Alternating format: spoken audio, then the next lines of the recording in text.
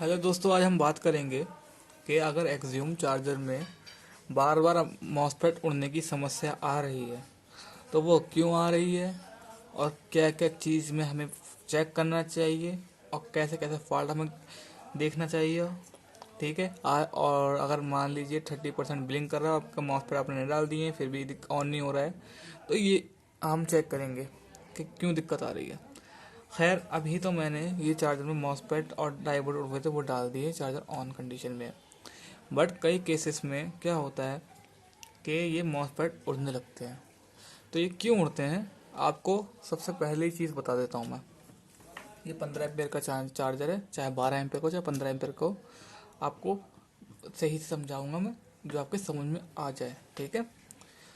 तो सबसे पहला रीज़न क्या होता है कि जब भी हम मॉसफेट लगाते हैं तो उसमें हम क्या करते हैं, जल्दबाजी करके खाली मॉसफेट डाल देते हैं और चार्जर ऑन नहीं होता।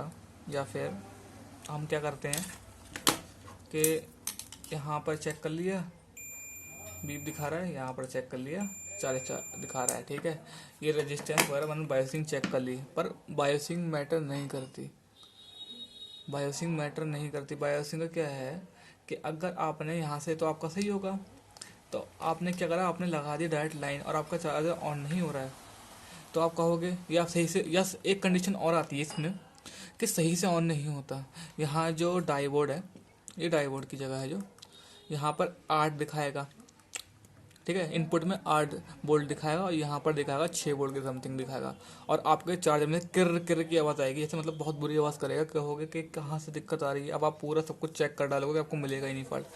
तो उस कंडीशन में, और अभी इस कंडीशन में क्या होता है कि सबसे पहले आप क्या करेंगे, ये डायोड, सबसे पहले आप ये डायोड चेंज कर देंगे। तो ये डायोड चेक करना है आपको। ठीक है। ये डायोड चेक करने के बाद, सॉरी थोड़ा मुझे काम आता था इस वजह से मैं चला गया था। ये डायोड जब आप चेक कर लेंगे तो अभी आपको ये भी देख लेना है, क्योंकि कई बार एसएमडी में ये होता है ना कि हम लगा नहीं पाते कि किस साइड में कौन सा डायोड लगेगा, क्योंकि हम उखेड़ तो देते हैं, फिर हमें याद नहीं रहता कि किस साइड में डायोड लगेगा। तो देख लो, ये ब्लैक पट्टी है, ये इस साइड में है। ठीक है। और इसकी ब्लैक पट्टी भी इसी साइड में है। ठीक है। इस साइड में ब्लैक पट्टी है और इसकी भी साइड में ब्लैक पट्टी है। ठीक है। ये तो आपने देख लिया अच्छे तरीके से। अब बात आती है कि ये चार्जर, अब तो आपने ये कंप्लीट कर दिया, अब आपने मॉसफेट भी डाल दिए, पर चार्जर पूरी तरीके से ऑन नहीं हो रहा है। हमारा 8 वोल्ट दिखा रहा है यहाँ पर और चार्जर बहुत बुरी आवाज़ कर रहा है। अब इस कंडीशन में क्या है कि आपके मॉसफेट उड़ सकते हैं। आप लाइन डाइट डालेंगे, आपको मॉसफेट तुरंत उड़ जाएंगे। तो ये कैसे हम चेक करेंगे कि भाई कहाँ से दिक्कत आ रही है। आप LM324 चेक करेंगे, आप 3525 चेंज करेंगे, बट इसमें कॉमन सा फॉल्ट होता है। क्या फॉल्ट होता है वो, आपका यहाँ पे एक डायोड लगा हुआ होता है, वो आप यहाँ पे मीटर से चेक करेंगे, बिल्कुल फर्स्ट क्लास दिखाएगा आपका, बिल्कुल ऐसा नहीं लगेगा कि आपको फॉल्ट है उसमें। पर वो क्या होता है कि वो लीक होता है। जैसे ही हम क्या करते हैं कि हम अगर मान लीजिए एक रेजिस्टेंस लेते हैं, ठीक है, उसकी आपको वैल्यू बिल्कुल ठीक दिखाई देगी, बट क्या होता है कि जैसे ही उस पर लोड डालते हैं ना हम, तो वो रेजिस्टेंस काम करना बंद कर देती है। वैसे ही कुछ इसी तरीके का होता है कि इस पर जैसे ही लोड डलता है, इसकी फ्रिक्वेंसी चेंज हो जाती है मॉसफेट की, यानी मॉसफेट सोलो स्विचिंग करने लगता है। और वैसे ही यहाँ का भी दोनों साइड के मॉसफेट स्लो स्विचिंग करने लगते हैं। अब आपको क्या करना है कि यहाँ से निकाल देना है दोनों, और आपकी प्रॉब्लम सॉल्व हो जाएगी। ठीक है। अब आती है बात कि मॉसफेट बार बार उड़ क्यों रहे हैं। ठीक है। तो बार बार मॉसफेट उड़ने का मतलब क्या होता है कि यहाँ पर ड्राई सोल्डिंग। ठीक है। फर्स्ट आपका ड्राई सोल्डिंग, या फिर आपका कहीं से ये बिजली रेक्टिफायर लीक हो, सही से काम नहीं कर रहा हो, इसकी वजह से वोल्टेज यहाँ पे कम आएंगे, इसकी वजह से उड़ता है। और कई बार यहाँ से डायोड जो होते हैं ना, ये डायोड, कभी भी आप एक बात ध्यान रखना, कभी भी आपका एक डायोड उड़ रहा है और एक डायोड नहीं उड़ा है, तो आप दोनों ही चेंज करना, क्योंकि कई बार ऐसा होता है ना कि एक हीट हो जाता है बहुत बुरी तरीके से। तो आप दोनों ही चेंज करने की कोशिश करना, एक मत डालना, वरना थोड़े समय तक चलेगा, उसका फिर वो जल, चाहे वो 2 3 4 5 घंटे बाद चले, उसका फिर जल जाएगा। आपको लगेगा कि हाँ डाल के चल के चला जाए, पर 1 2 घंटे बाद फिर जल जाएगा, फिर आपका चार्जर वापस आ जाएगा। अब बात आती है कि मॉसफेट, जी तो मैंने बता दिया आपको, ये दूसरी फर्स्ट कंडीशन ये है। सेकंड कंडीशन क्या होती है कि 3525, यहाँ पे थोड़ा 3525 की 9 नंबर पिन, यहाँ पे दिखाता हूँ 9 नंबर पिन जे, 9 नंबर पिन से एक रेजिस्टेंस ये लगी होती है, ये रेजिस्टेंस लगी होती है। इस रेजिस्टेंस पे लगभग ये होती है 460 ओम्स की, ठीक है। ये 460 ओम्स की रेजिस्टेंस होती है, इसको हम चेक करेंगे। सबसे पहले यहाँ पर 460 ओम्स के आना चाहिए लमसम, देख रहे 465 आ रहा है, यानी कि हमारे रेजिस्टेंस बिल्कुल ओके है, ठीक है। इस ट्रैक को हम पकड़ेंगे, इस रेजिस्टेंस के ट्रैक को पकड़ेंगे और यहाँ पे देखिए बीच में क्या है, बीच में है एक जिनर, पकड़ के दिखाता हूँ। बीच में है एक जिनर, ये जिनर है रेड कलर का, ठीक है। इस रेड कलर के जिनर को चेक करेंगे, क्योंकि कई बार कंडीशन में एम्पेयर हाई हो जाता है या आपका एम्पेयर काम नहीं करता है, तो इस कंडीशन में आप ये जिनर भी चेंज करेंगे, ठीक है। ये जिनर भी ठीक बता रहा है, बट क्या होता है कई बार आपका एम्पेयर ठीक नहीं होता, तो आप ये जिनर भी चेंज करने की कोशिश कर दिया करा करके, क्योंकि 1-2 रुपये की चीज़ है, ज़्यादा महंगी चीज़ नहीं होती, आप ये चेंज कर दें, ठीक है। अब भी आपने ये सब कुछ कर दिया, सब कुछ चेक कर लिया, फिर भी आपको मॉस्फेट उड़ रहा है, तो कंडीशन क्या है, अभी इसको साइड में हटा कर रखता हूँ। तो अभी मान लीजिए आपका चार्जर ऑन हो रहा है, 1-8 घंटे में मॉस्फेट उड़ जा रहा है, ठीक है। उस कंडीशन में क्या है कि 1-8 घंटे में उड़ जा रहा है, 2-3 मिनट में उड़ जा रहा है चार्जर का मॉस्फेट, तो उस कंडीशन में क्या होता है कि 2 चीज़ बचती हैं आपके मेन, ठीक है। वैसे तो ये फ्रिक्वेंसी के लिए अगर मान लो ट्रांसफार्मर आवाज़ करता है, तो आप ये भी चेंज कर सकते हैं, फ्रिक्वेंसी वाला जो PF जो होता है ये भी चेंज कर सकते हैं, दिखाता हूँ क्लोज में करके। ये वाला जिसका नंबर है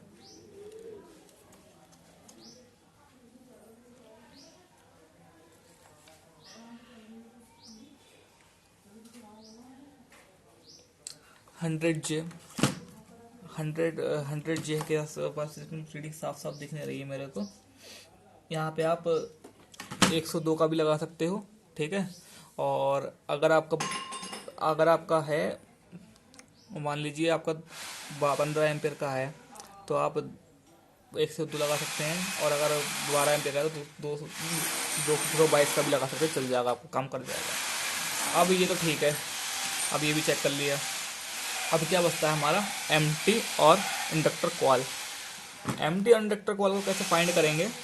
एम्प्टी इंडक्टर कॉइल को ऐसे फाइंड करेंगे कि सबसे पहले इस PF को साइड में निकाल लेंगे, ठीक है। इस PF को साइड में निकाल के एक बल्ब डोरी लगाएंगे यहाँ पर, ठीक है। एक तो आपने सीरीज पे लगा रखी है, ठीक है, और एक यहाँ पर लगाएंगे। तो आपको ये देखना है कि वो बल्ब ज़्यादा ग्लो ना करे। अगर वो बल्ब ज़्यादा ग्लो कर रहा है और सीरीज लाइन वाला कम ग्लो कर रहा है, तो इस कंडीशन में क्या होता है, तो आपकी एम्प्टी ख़राब होने के चांस है, ठीक है। अब आपकी एम्प्टी भी चलो मान ली ठीक है। अब आप इसको कैसे फाइंड करेंगे, क्योंकि ये तो ओपन ही रहती है, तो आपको इसको विजिबल चेक कर लेना, कहीं से जल भी तो नहीं है, कहीं से कोई दिक्कत तो नहीं है। अगर जलवी होगी तो आप देख लें, ठीक है।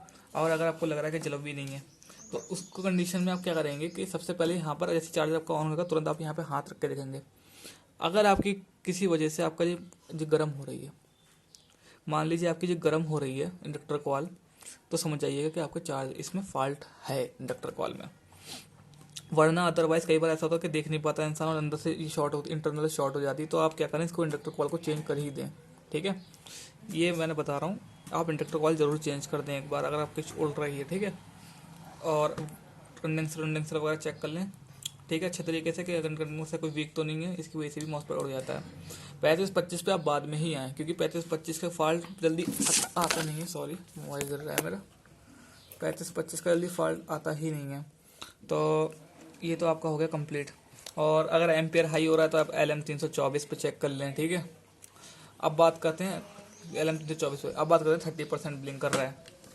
तो 30% जब ब्लिंक करता है ना, तो अगर मान लीजिए आपका मॉस्फेट यहाँ से भी दोनों साइड से शॉर्ट हो गया है, तो ठीक है, तो अगर आपके में प्रोटेक्शन नहीं लगा हुआ है, यहाँ पे डायोड नहीं लगे, तो आपको ये एरिया भी चेक करना पड़ेगा, ये एरिया भी चेक करना पड़ेगा, कोई ट्रांजिस्टर शॉर्ट तो नहीं है। ये ट्रांजिस्टर शॉर्ट हो जाते हैं कई कंडीशन में, ठीक है।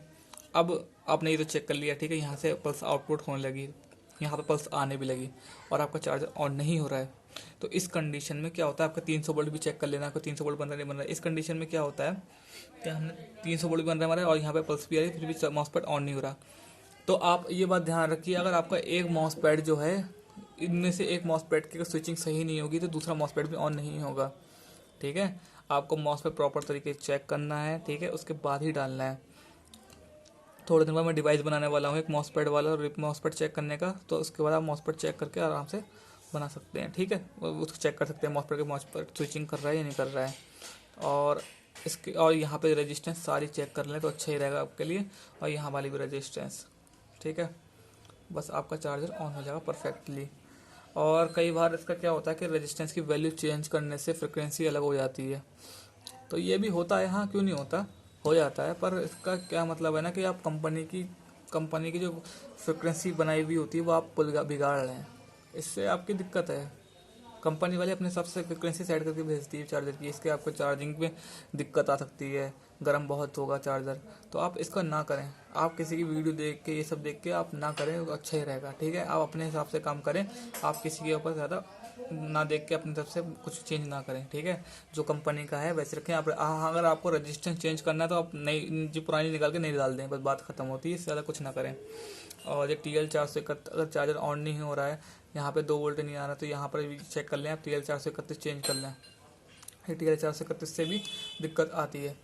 और अगर 8 नंबर पिन में 2 वोल्ट के समथिंग आ रहा है, तो आप ये फिल्टर के पास से, ये 8 नंबर वोल्टेज 2 वोल्ट के आसपास समथिंग आ रहा है, तो आप फिल्टर के पास से यहाँ पर एक थोड़ा ट्रैक कट करके देख लें। आपके वोल्टेज अगर पूरे आ रहे हैं तो आपकी आईसी ठीक काम कर रही है, और आपके वोल्टेज कम आ रहा है, इस कंडीशन में आपकी वोल्टेज कम आ रहा है, तो आपकी आईसी 3525 आईसी सही से काम नहीं कर रही है। ये मैंने आपको प्रॉपर पूरे तरीके से एक्सज्यूम का बता दिया है कि कैसे फॉल्ट काम करता है। अब आती है हमारी लास्ट कंडीशन कि अब अगर मान लीजिए आपको फ्रिक्वेंसी चेक करना है, ट्रांसफार्मर दिक्कत तो नहीं कर रहा, तो अभी मैं क्या करता हूँ कि इसको स्विच पे लगाता हूँ चार्जर को। अब मैंने चार्जर स्विच पे लगा दिया है, अब मैं लोड डालता हूँ उस पर चार्जर का।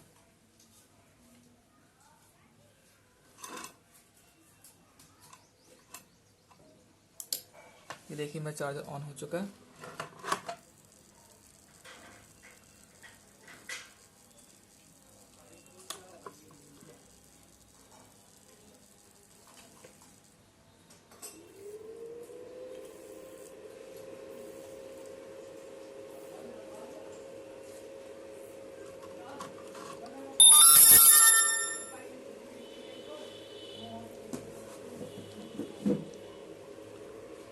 देखो यहाँ पे मेरा चार्जर ऑन हो चुका है। अब यहाँ पर अगर आपकी फ्लक्चुएशन होती है, यहाँ पे आपको ऐसे ऐसे हल्के हल्के बल्ब जो है ऐसे हल्का बुझरा जल रहा है, हल्का बुझरा जल रहा है, और फिर ये आपकी एलईडी तो सही जलेगी, ठीक है, बट आपको लग रहा है कि यहाँ फ्लक्चुएशन हो रही है, ठीक है।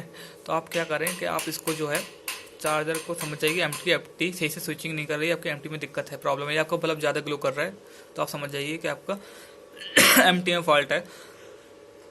इंडक्टर कॉल से भी होता है, पर इंडक्टर कॉल आपने चेंज कर दी फिर भी आपका ये बल्ब ऐसा कर रहा है, तो आप समझिए ये इंडक्टर कॉल इससे एम्प्टी से फॉल्ट है, ठीक है। तो आज की वीडियो यहीं मैं कंप्लीट करता हूँ। अगर आप लोगों को ये वीडियो पसंद आई है तो लाइक करना, शेयर करना, सब्सक्राइब करना, और मेरा कॉन्टैक्ट नंबर मैं ज़रूर डाल दूंगा। अगर आप लोगों को इसका कोर्स करना है ना पूरे डाटे के साथ, एकदम प्रॉपर जैसे सिखाना है, जैसे आपको जैसे एकदम डाटे के साथ सीखना है कि एकदम जैसे हाथ रखे पता लग जाएगा फॉल्ट क्या है, तो आज से हमें कोर्स ज्वाइन कर सकते हैं आप हमारे साथ। हम आपको कोर्स में पूरी तरीके की जानकारी देंगे एक एक चीज़ की, ठीक है, एक एक कंपोनेंट की, हर चीज़ की। अगर आप लोगों को वीडियो पसंद आई तो आशा करता हूँ कि आप लोग लाइक करेंगे और मुझे फॉलो ज़रूर करेंगे, सब्सक्राइब ज़रूर कर दीजिएगा। Thanks for watching.